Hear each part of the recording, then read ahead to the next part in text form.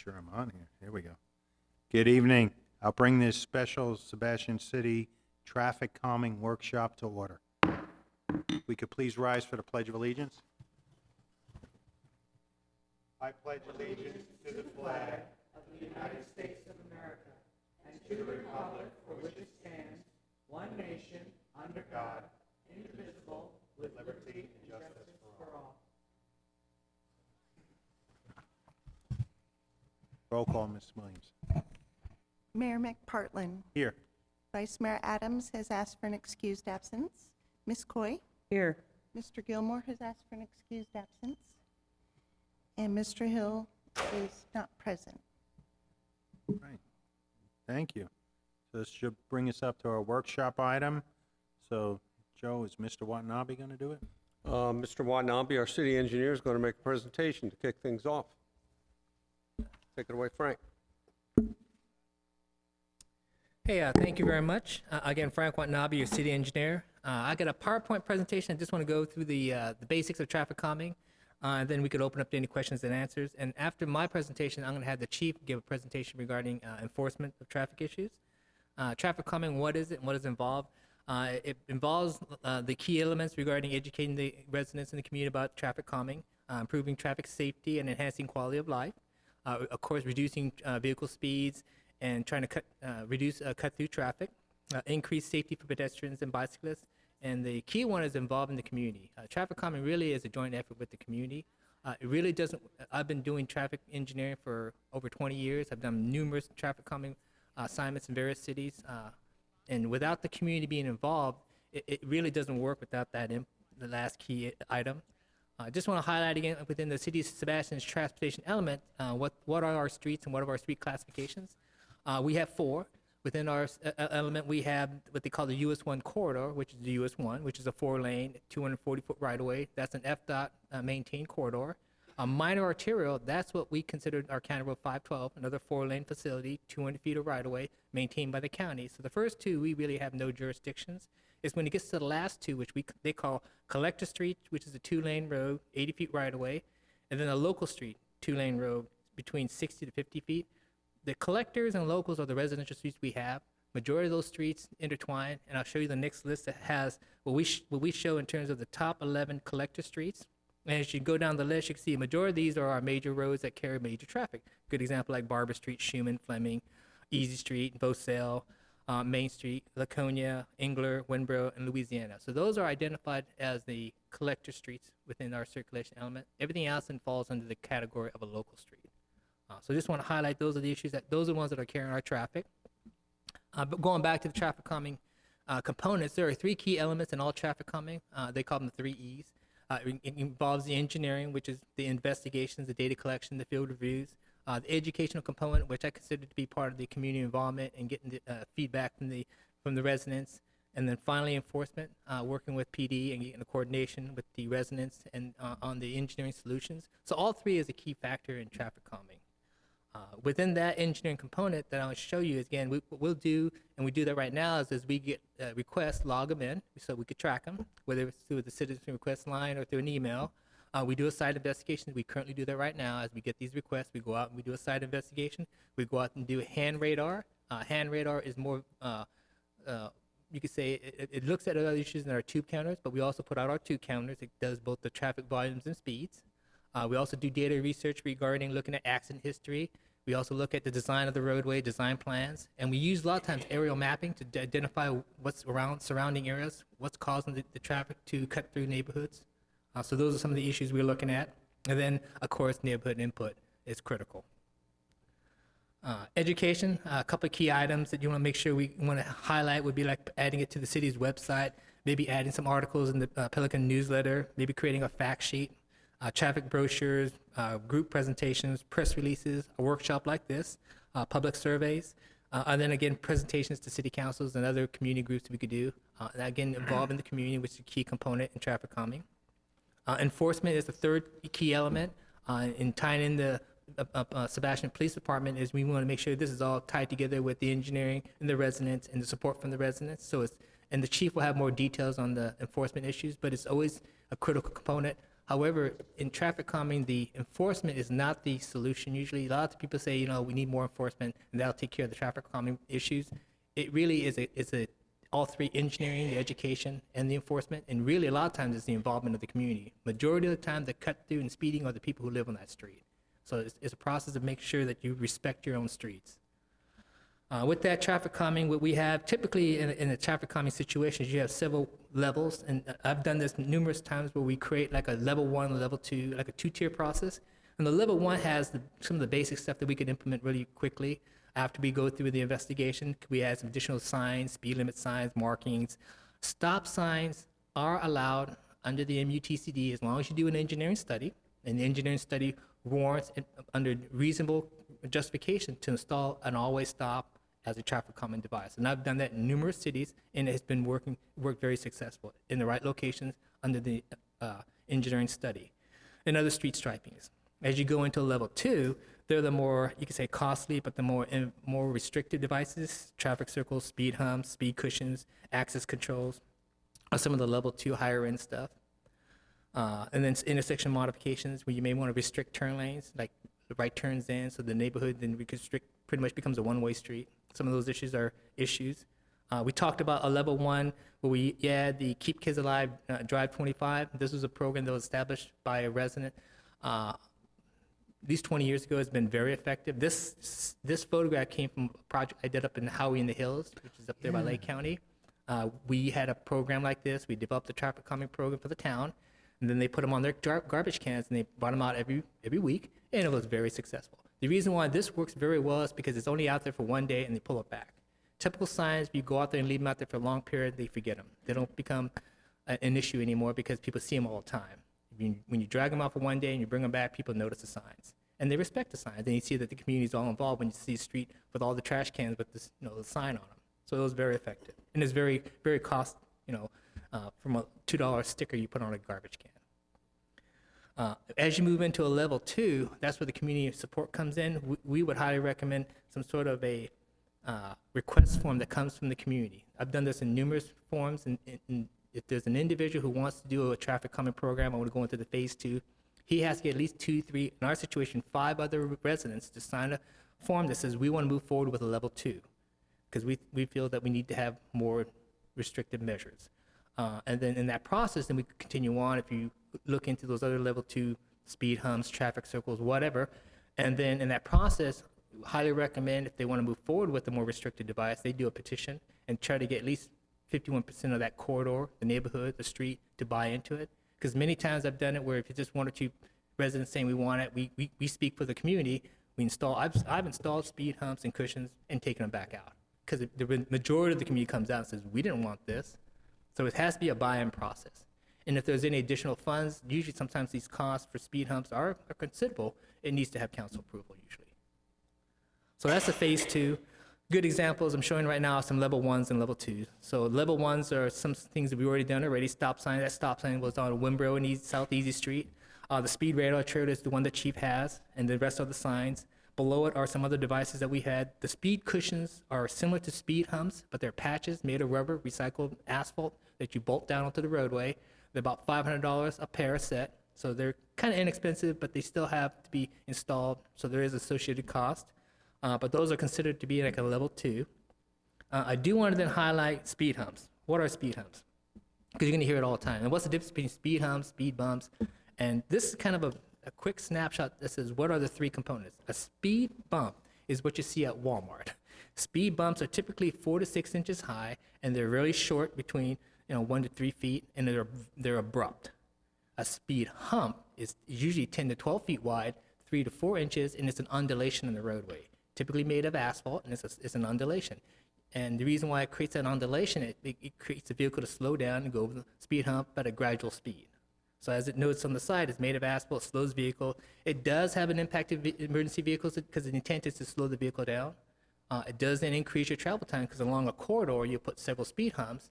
And the real reason to put speed humps on streets, the real reason, my senior project in college was speed humps in the city of San Luis Obispo. I installed 3 speed humps on a major road, and I used it as my senior project, is to divert traffic from a parallel street, a residential, back onto the regional arterial. That's the real reason to put speed humps, not to slow down traffic. Is to move the cut-through traffic back onto a major road.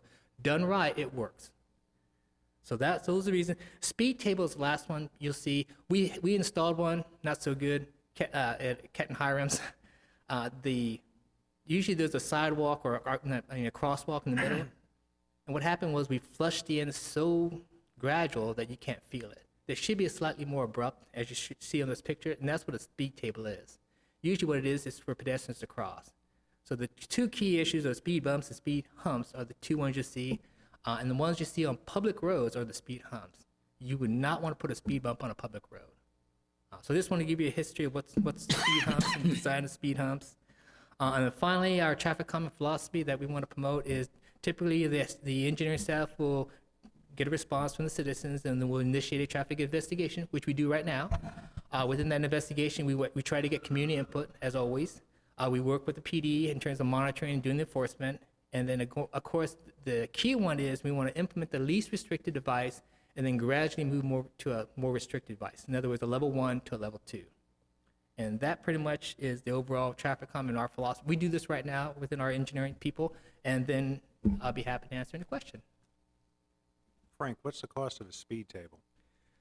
A speed table varies. A speed hump made of asphalt, usually because of the asphalt and the time it takes to create that hump, ranges between $2,000 to $3,000. So it's slightly higher than those speed cushions that are like $500.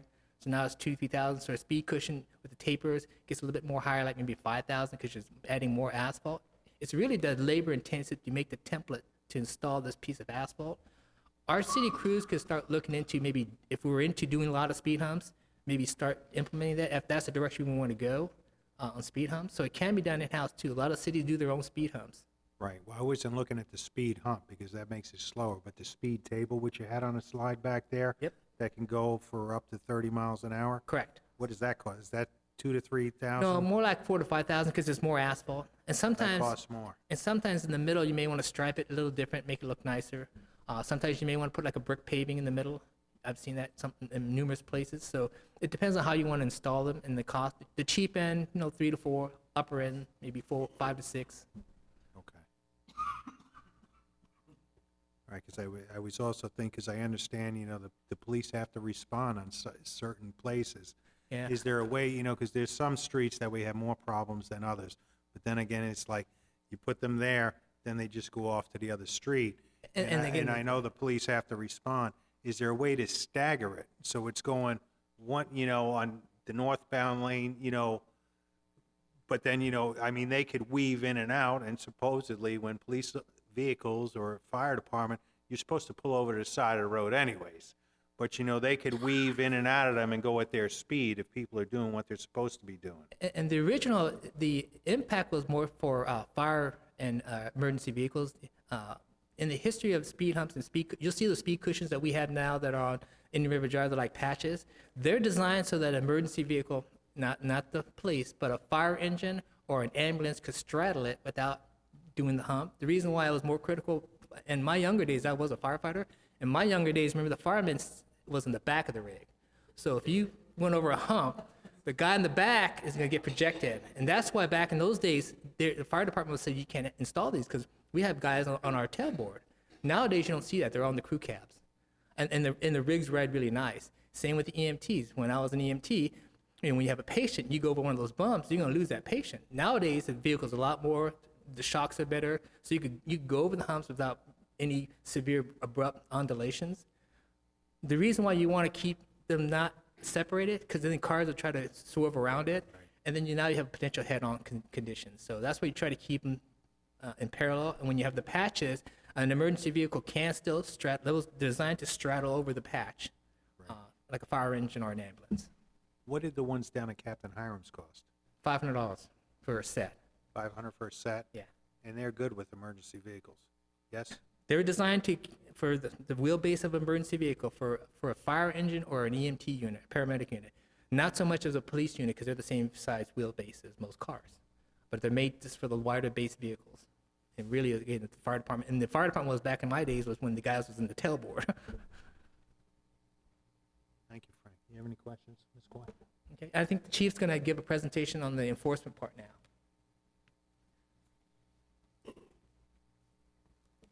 Hello, I'm hoping my voice is going to hold out, so I apologize. I've been sick.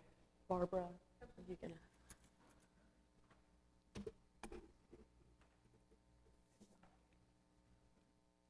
And you guys stretched my computer abilities with the PowerPoint.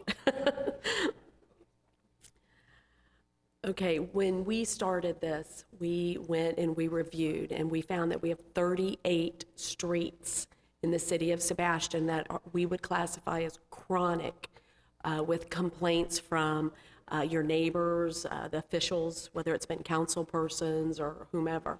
So, but there are 38 streets, all of which were on the feeder roads that Mr. Watanabe had listed.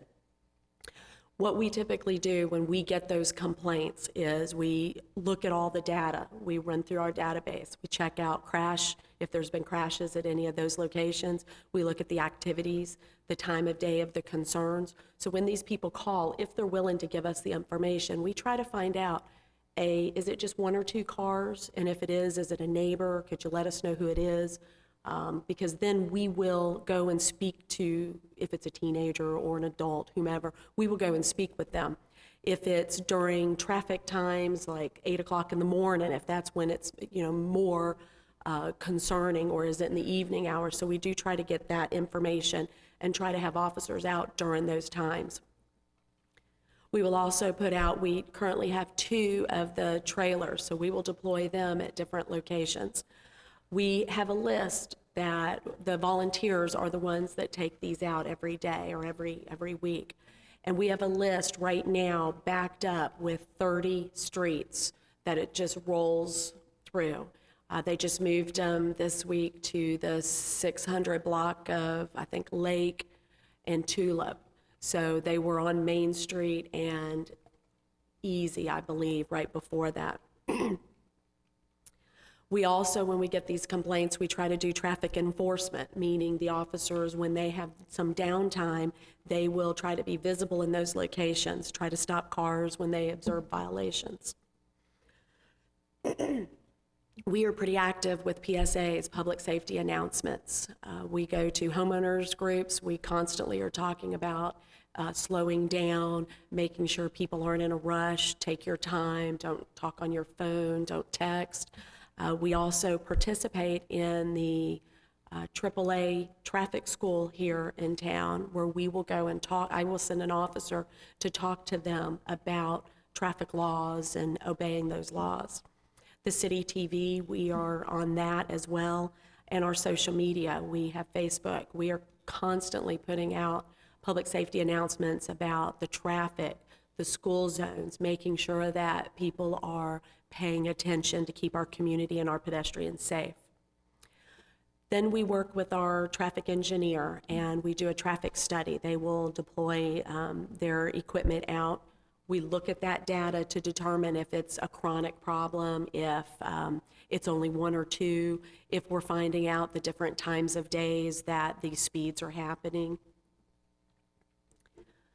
All right, who speeds? Who are our violators?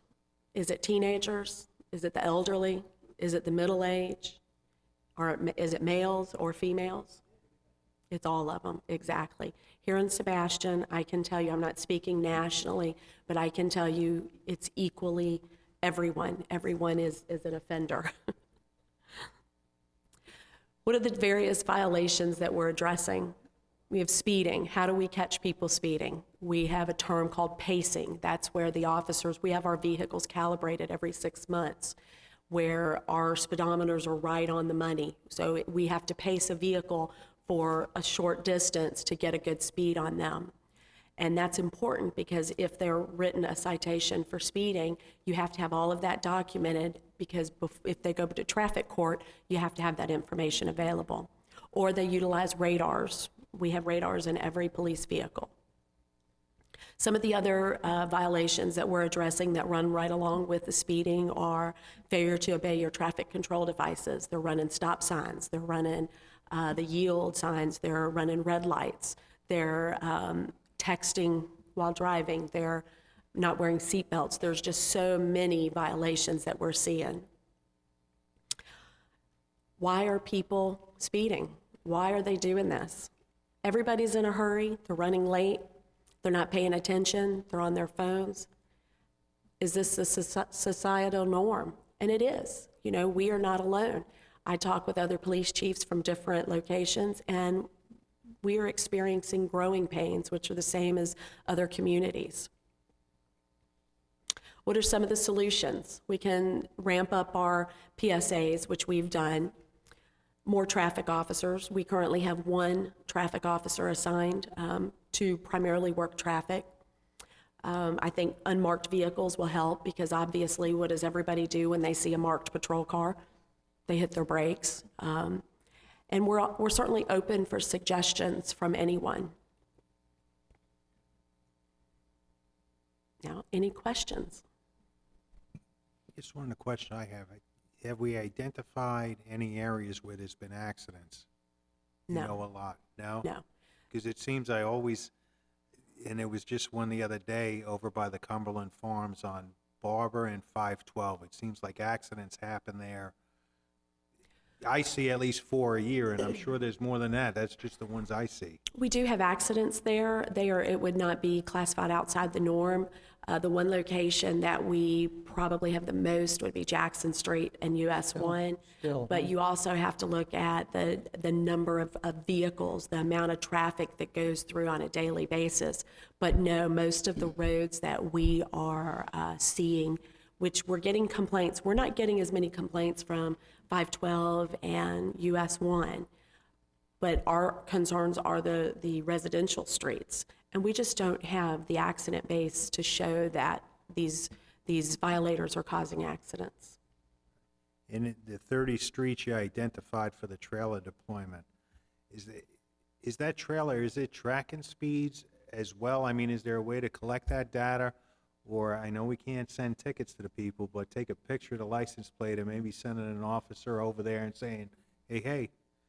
That would take a lot of man hours, and we just do not have the personnel to do that, number one. Number two, our trailers do not gather that data. They certainly do have those type of trailers out that do gather that data, but you have to have personnel that can sit there and on a daily basis run through that data, track down who the drivers would be, and we would not be able to cite them because it's a violation that has to occur in our presence.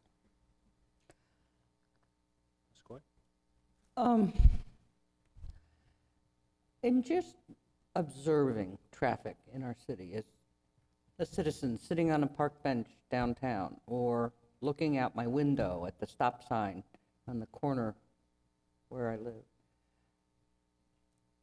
clearly see a lot of people just blowing right through. I know Joanne White's here from the Easy Street neighborhood, and she has some similar complaints.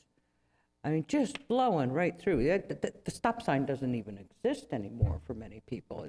They don't even do a California stop. We have our own Florida stop. Speed up around the corner. And I know that it takes time out of the police officer's day to physically watch and look for these things. It also takes time out. If you write the ticket, you have to go, if the people challenge the ticket, you have to go to court. Again, now the officer not only has to go to, is it Vero Beach? Goes Yes. to traffic court.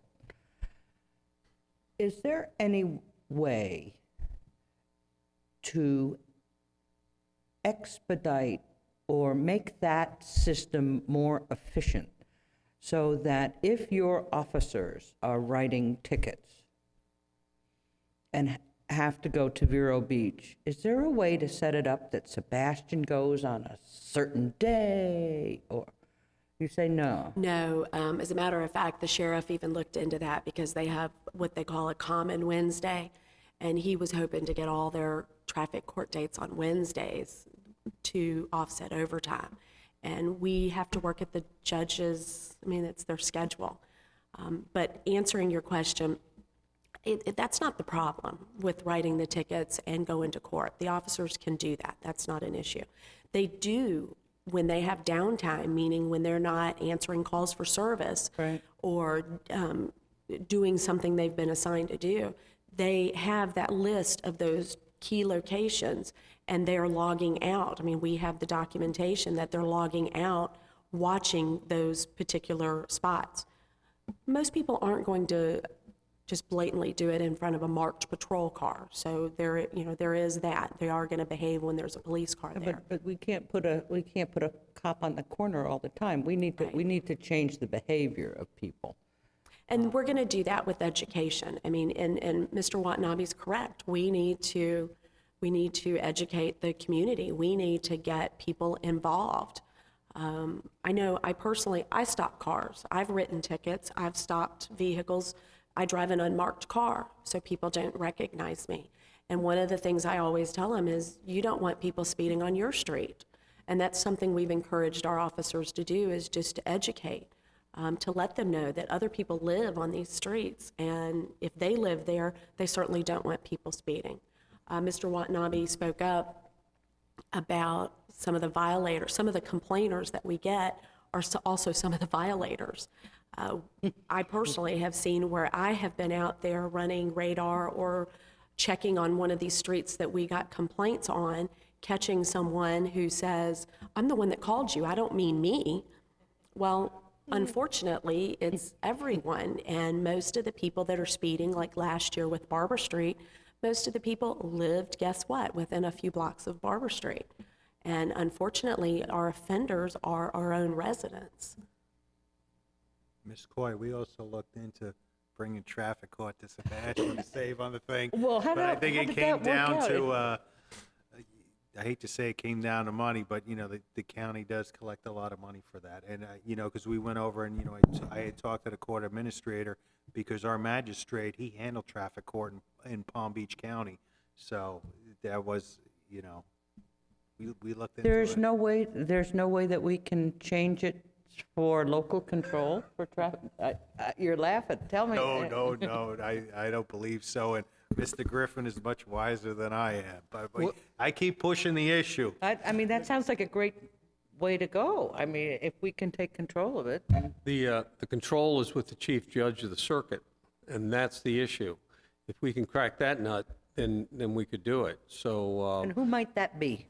Chief Metzger, Metzger, yes. Chief Judge Metzger. She just took over I about approached 6 it months with ago. Chief Judge Levin, and they referred me to court administration, and I spoke to Tom Janoon at court administration, and I'll broach it again with Chief Metzger, but I think that's kind of their stand, and that could fall under also, I guess you would say, the court. Who is it for Indian River County? Name is escaping me right The now. clerk of the court, Clerk of the court, Jeff yeah. Smith. Right. Jeff Smith.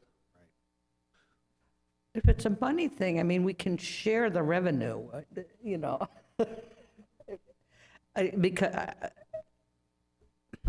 because I want to make it easier. It certainly can't be that easy for you. You say it's not an issue, but, if your officers are out there writing tickets left and right, that means left and right, they got to go down to traffic court whenever it says. But it's a combination of things, It's a combination of the fact that you're stopping a single mother with 3 kids and the speeding ticket's $385. Some of the guys, I mean, they have a heart. They're compassionate. They understand. There's If just she so runs many over things my involved. dog, I'm going to be upset. But is that what we want? Do we want to turn into a community that is back on AAA as a speeding trap? And we were there many years ago. I think there's a fine line between, I think we can come up with better solutions than just writing everyone a ticket. Studies have shown that warnings and tickets, they're both educational. I'm not saying that we can't write more tickets. I can't order them to write more tickets. We Right. cannot set quotas. Yeah, no, I'm not There is a suggesting thing, that. right, there is a thing called officer discretion, and we do leave that up to them.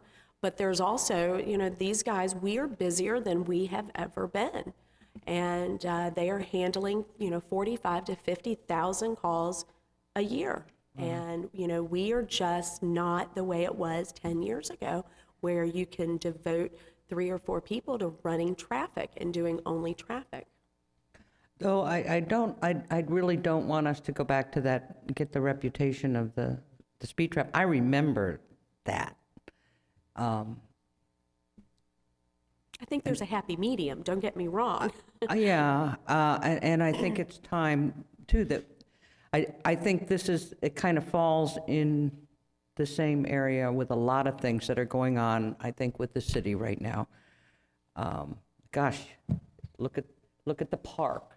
No parking in the park. That just kind of got away from us.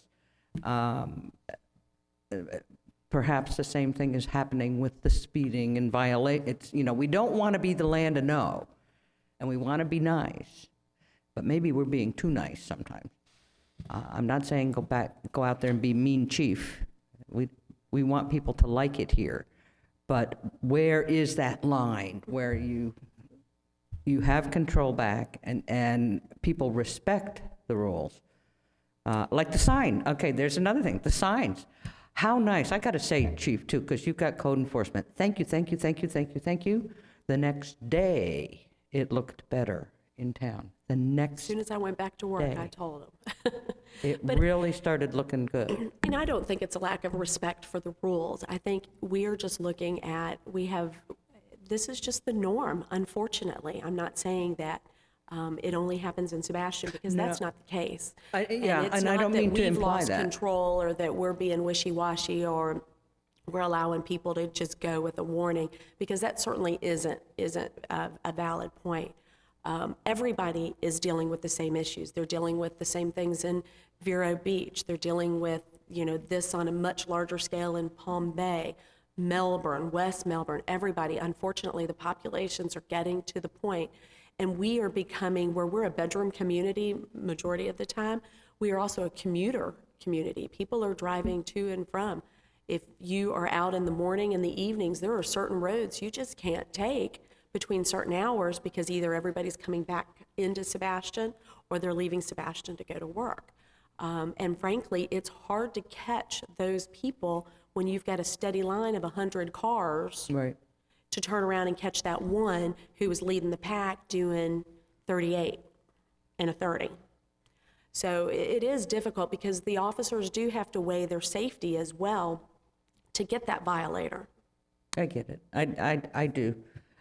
I guess it's just frustrating to. It is. And I'm sure it's far more frustrating for you than it is for me, because that's your job.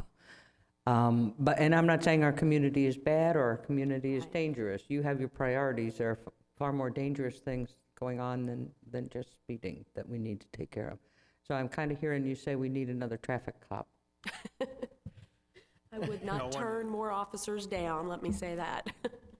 You know what I do driving around town? I set my cruise control, because I know I could be distracted by either I have kids in the back or I get a phone call or something, and I just use cruise control whenever I'm going about town. But one of the things I gotta say, this situation is it's not just in Sebastian, and Chief Morris is an extremely respected law enforcement officer by all the other counties, and I know she's constantly talking to the other sheriffs and the other chiefs of police and trying to make things better.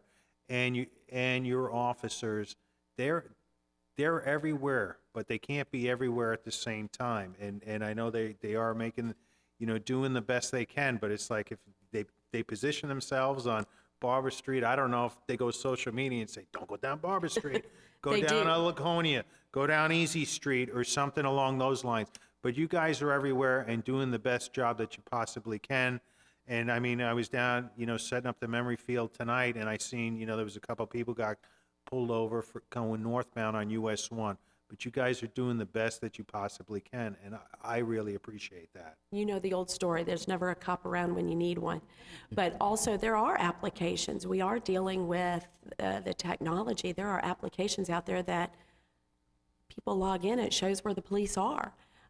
Their Facebook, I see it all the time. The poor motorcycle guys in the county, they're constantly getting called all kinds of beautiful names on Facebook. So we are fighting a battle, a technology battle as well. Thank you very Any much other questions? for everything you do. Thank you. Thank you. Do you have any other questions? Well, Now, Mr. Mr. Mayor, Griffin, you want Mr. Mattson to come up with, I was gonna make sure that got we the silver recognize, bullet. we recognized Phil Mattson, who's our county MPO guru. So take it away, Phil. Thank you for being here. Oh, thank you very much. Thanks for inviting me. Great presentations. I learned a lot about enforcement pitfalls I never thought about before, and Frank's skill set never ceases to amaze me. It's really good, and I'm glad to see that you have traffic calming in your area of expertise. It's really very little I could add to what Frank said. One thing to think about is don't transfer the problem. Think very carefully where you're going to put your traffic calming measure in, that you're not putting it in a location where they can just find some kind of cut through or pass by, and you're just eliminating the problem and moving it to another area. And that did come up, and it's something to think about. These things tend to be noisy, particularly what Frank was referring to, which are the vertical measures.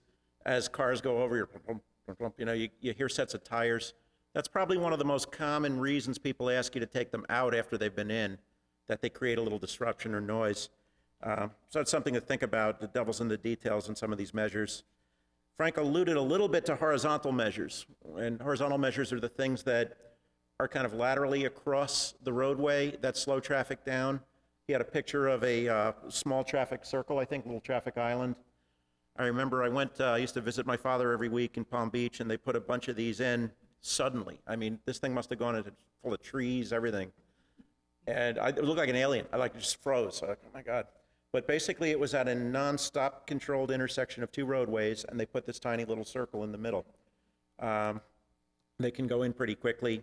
I'm not sure what the appropriate treatment is, but these are all things to think about. Basically, I'm just here to listen, to hear where your problem spots are, and see if I can help in any way. I do want to commend and bring up the education issue, too. I mean, having in the process right now of training 2 teenage drivers, and gray hair, see that, man? Anyway. My daughter, I had to remind her that you can make a right turn on red on the corner of, where was I? I think it was just north of Sebastian High School, 510 and 512. I said, you can make a right on red, and I didn't say when it's safe, and she, and she pulled out. And luckily we had an experienced driver coming the other way, and he hit his brakes pretty suddenly, and we were pulled over by a policeman, and I really want to commend the policeman.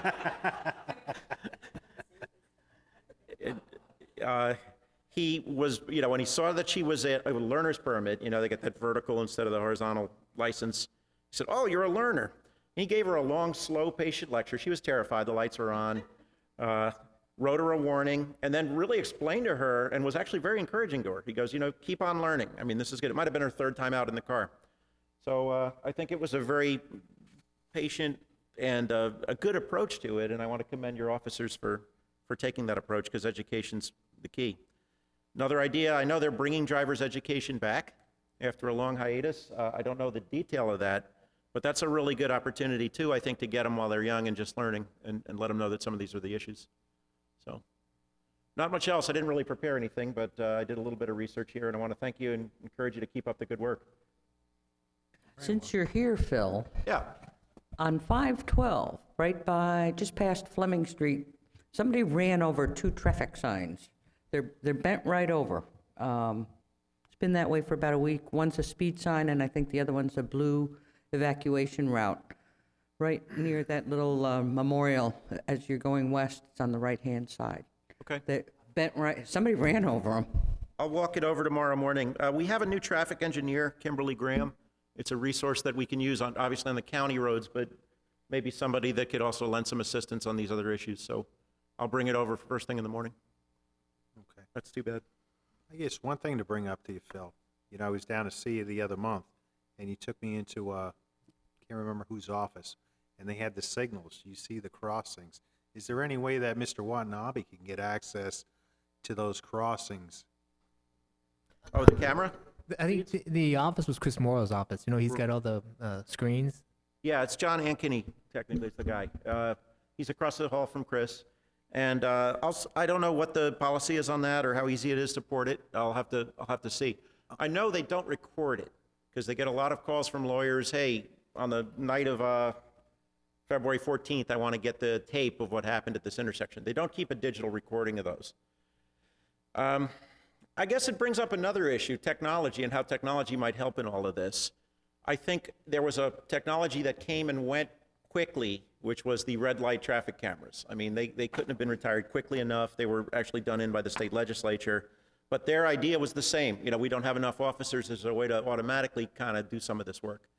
You know, in the future, the automated and connected vehicles hold a lot of promise to not just make sure vehicles drive in a safe manner, but govern their speeds and regulate the speeds and the way the vehicles operate. That's looking way off. I mean, I think we're a ways away from that, but I think that is something of an inevitability. Right. I just thought it was incredible how you went in and you were pulling up the intersections we were discussing in real time, and that might benefit Mr. Watanabe, you know, looking at things in the future. Yeah, I'll look into that too tomorrow. I'll see if they can pipe that somewhere. Okay. And then I guess, you know, while I'm asking is that what kind of monetary support could the MPO offer us in any kind of traffic calming? I'll check. The MPO works with federal grants. I'll check with DOT. They tend to want to help out on the larger level roads at the MPO level, collector level roadways and above, as opposed to the small local streets, which they see as city responsibilities and county responsibilities. But I can look into it. I would, if you have a study in mind, give me some ideas. I think the first step would be to put a little scope together of what exactly they would do. And then I would, you know, run that by DOT and see if they would consider that eligible, and I would love to help you with that. All right. Thank you very much, Phil. My pleasure.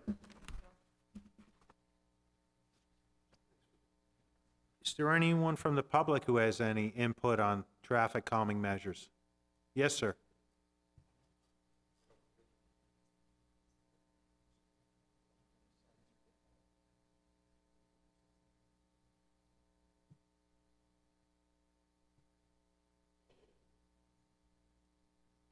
Good evening, Ben Hocker from Good evening. Sebastian. Frank, you might want to take a ride over to, it's either Miko or Little Hollywood. When you go over the bridge, you make a left. You've got the Schooner Restaurant or something there. I think that's Main Street. Continue, bear to your left. Then the road forks. I think it's Grant Bellsmere, something road. I had the occasion of driving that road and ran into, I didn't really count them, but there are 5 speed bumps from that turn in the road up to the railroad track. First one I didn't realize, went over that at 55 miles an hour.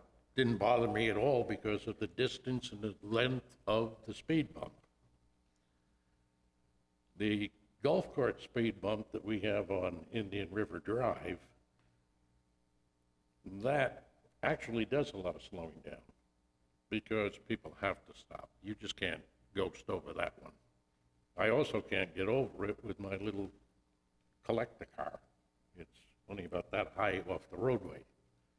So I'm limited that I can't travel down Indian River Drive if I take it out. That's one of the reasons we put that in there. I know. It's a drag strip. The other comment, that gentleman is from the state? County. MPO. I'm riding on US 1 like everybody else. I'm doing 50 miles an hour. I'm coming up to Schumann. I'm maybe 2 houses from the light. Instantaneously, it's green and then red. There's really no choice for me to stop traveling at 50 without going through either the orange or, at times, the red. Schumann and what? US 1. You've also got the same situation on 512. Someone told me there should be so many seconds between a traffic light going from green to amber to red. Well, we're random on it. I mean, one traffic light, it's almost instantaneously. You don't have the opportunity to hit the brakes and slow. You're not going to stand on the brakes when you're doing 50. So they're not adjusted, and I see them adjusting them, but I don't think I don't know if there's a standard for the time frame with an amber light. Yeah, there is. Yeah, well, maybe somebody ought to check some of these lights or take a little more notice of them. That's about it, other than that roller coaster ride that I went through going through Miko. I'm a little concerned you were down on Miko, but I guess that's not a jurisdiction hitting a speed bump Well, of I know it's 55, not but a jurisdiction, but that's hey, fine. well, you're looking at cost. Now, Right. that community just put in, I'd say maybe a month and a half ago or something like that, I'm guessing. But you'd find the cost that it cost that community to put in those 5 or 6 across the roadway. Right. Thank you, sir. Yes, ma'am. Hello. Hello. I have a few things on the list. I think education is probably a good idea. If it's out there and people hear it, I think most people want to do the right thing. They just don't think about it. The idea of putting those on the garbage cans, I think that's a great idea because it's visual and it's not there all the time. It would catch their eye. So I think that's a really one that we should really look at.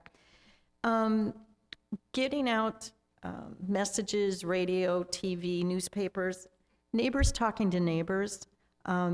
I mean, when this, on Easy Street, we do talk about it, and I think it just makes everybody aware. I think communications probably and education is a really first step for getting out and trying to get people to slow down and think about what they're doing. I also wanted to know, I think I sent you an email, painting lines. I was driving through town, a lot of the lines aren't even there by the stop signs. And that also is something visual on the road. If it's white and it's there, it shows them where to stop and also to stop. And when a car is going over the white line, everybody knows that they're not stopping or they're just not where they're supposed to be. And is that painting, or how do they, is it a strip, a pre-made strip that goes down, or? It's paint, and you are correct. A lot of our stop bars are faded. We are in the process right now of redoing a lot of our stop bars. We started that last year, and then we'll get back on doing more of the stop bars. Okay, that would be a good thing to keep doing every year, just updating that. I think we talked about, we were just talking about 512 in Roseland, the intersection there. There are no painted turning lanes. When you're turning from 512 into Winn-Dixie or going the other way, it's a big open area. And people turning get really confused where they're actually supposed to be, and I'm surprised we haven't had accidents there. So that's one I think we need At to address. nighttime, when it's dark, Yeah. it's particularly difficult to see if you're turning. Because there's no lights in that big area. I don't know if we can do anything reflective enough to keep the traffic into their own lanes on that road. The other ones are US 1 and Main Street, US 1 where Walmart is. It scares me to death, and I even go past those intersections. If I want to go into Walmart, I don't want to be waiting for a green light to see if there's traffic coming towards me. Because if someone's in front of me trying to turn the other way, you can't see those cars coming. I mean, to me, that, and I'm surprised if we aren't having the accidents at those intersections where people are trying to turn left or right and they can't see oncoming traffic. I don't know if we could just have turn only on arrows that at those intersections that you don't turn unless you have the arrow to turn. But that would be something I think maybe we should look at, because those are dangerous.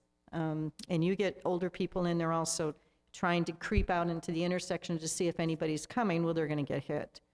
So that was another one.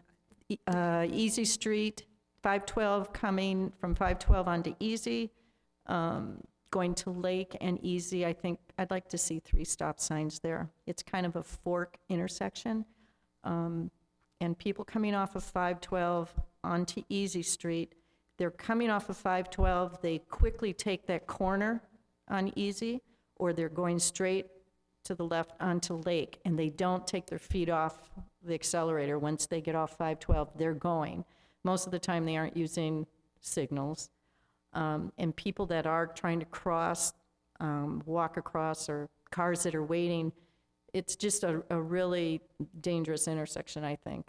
And I'd like to see if we could get 3 stop signs in there. The other thing is, children are, I don't know how you would do, but children are very good at reminding parents to do the right thing. Years ago, when we had the big thing about don't throw garbage out of the car windows, don't litter, kids were the ones that reminded their parents all the time. If we can get the word out sometime about stop signs, kids will remind their parents, Mom, you didn't stop, or you didn't stop all the way. So kids, I don't know if we can do that in the schools or how we educate them, but they are good reminders for parents driving. They always like to remind them. So, but those are just some points I had. And thank for having this meeting, too. All right, thank you very much. And I guess, Frank, if you paid attention to 512 and Easy Street, if you could go up there and maybe do a design, because we can't just throw in a stop sign, right? We'll do the investigation for an all-way stop at that location. And, Easy yeah. Street. And remember, Easy was Easy the and one Lake. all the way down through to it possible, because from one end to the other, to all the way through Easy Street, there is no stop sign, none. Joanne forgot to talk about that one. Well, because I live on Easy Street, there is no slowing down from you're right, all the way from 512 down to Main Street. It's a long stretch of road. And we have a school crossing there on Lime, and I think there should be at least a stop sign there. And people It's funny, on Columbus, isn't there a stop sign That's on on Columbus? Lime. That's on Lime. That's where the crossing guard is. Yeah. But we could use a couple stop signs, I think, on Easy Street. I think it calls for that. I can hear the traffic at night and in the mornings and sometimes during the day, and they are clipping along on that road. There's no reason for them to stop, and we have a park there. And there are lots of people walking, dogs, bicycle riding. So Easy Street to me is one that we really need to look at on slowing traffic down. However we can do that. We have started an investigation, and I've been out on Easy Street doing some radars. So we'll look into that possibility of putting in a traffic calming stop sign. Just want to highlight, it was kind of weird when I did this. I've done several speed radars on Easy Street. The speed did pick up higher at the park. I don't know why. They accelerated when you got towards the park. But I don't know why, because there's no homes there. Yeah, but so we'll look into that, and we've already started to replace some of the stop signs that are faded that was requested, and we are going to be painting those stop bars in that area. Yeah. Right, I would also say to encourage that, the painted stop lines, the white barrier, or any signs that are down, is to utilize the city helpline to call in and report that, because I know I've driven around many times, and the stop line is faded, and I called up, and it got done right away, because you got to remember, the city's not driving around looking for these things. Unless we know there's a problem, we can't do something, so if you contact the helpline. Is there a way, I really like the garbage can signs, too. I really love those, and I liked them when Waste Management, I think, rolled them out for the first time, and they brought it up. So I think that's a great idea. And like, for my house and other people who live on a corner where there's a stop sign, on the left side of my garbage can, I should have a stop sign with an arrow. Why not? It says, it's going to tell you stop sign's coming up, a stop sign with a little arrow. And then on the other side, it'll say 30 miles an hour, residential neighborhood. I love the garbage can stuff. I'd be putting my cans out extra. The ones that I showed was a brand name for Keep Kids Alive, Drive 25. I've worked on other cities that we created our own. 30 miles are reflective. You put them on the garbage can. It has the same effect. When people lay, 50 garbage cans down a roadway one evening, people see it, and then the next day they're gone. It catches their eyes, so it does work.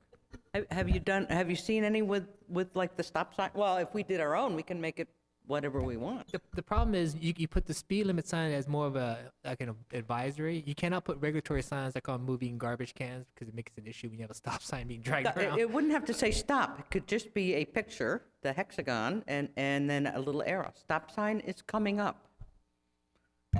Consider stopping.